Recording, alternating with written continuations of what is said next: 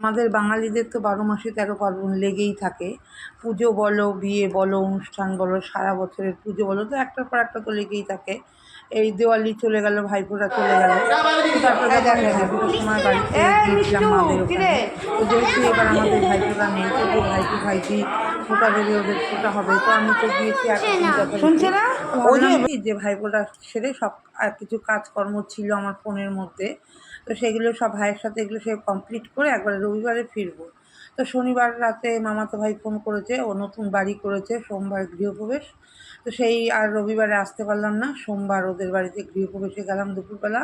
প্রথমে আমি আমার ভাইপোকে নিয়ে গেছিলাম, আর এই মামাতো ভাইয়ের বাড়ি আর আমার মায়েদের ফ্ল্যাট খুব একটা দূর না।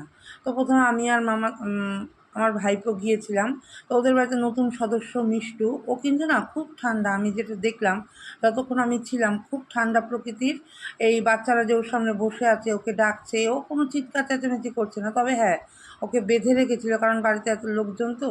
তারপরে দেখো কিছুক্ষণ পরে ভাইপোকে নিয়ে চলে গেছি বাড়িতে, ও ভীষণ বিরক্ত করছিল। তারপরে পরে আবার সবাই মিলে আমরা এসছি, আর এসে সবার সাথে দেখা সাক্ষাৎ হলো, সবাই আসে। আর অনুষ্ঠান মানেই দেখবে সবার সাথেই দেখা সাক্ষাৎ হয়, এখন তো আর কেউ কারোর বাড়িতে সচরাচর যায় না।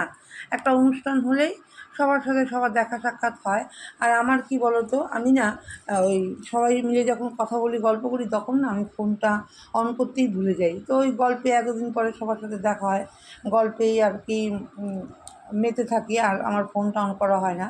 তো তারপরে দেখো সেখানে সবার সাথে দেখা সাক্ষাৎ করে গল্প গুজব করে তারপরে চলে আসলাম খাবারের এখানে। আর সেদিন না ভীষণ গরম পড়েছে, আর গরমে আর কিছুই ভালো লাগছিল না। তো তারপরে আমরা খাওয়া দাওয়া করে নিলাম।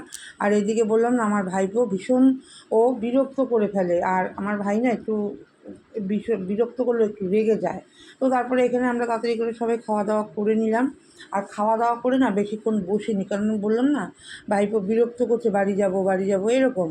তো তারপরে দেখো খাওয়া দাওয়া শেষে সবার সাথে দেখা সাক্ষাৎ করে আমরা চলে আসলাম। আমি, তাপসী আর আমার ভাইজি আমরা হেঁটে আসলাম অটো স্ট্যান্ড পর্যন্ত, আর মা ওরা বাইকে চলে আসলো বাড়িতে।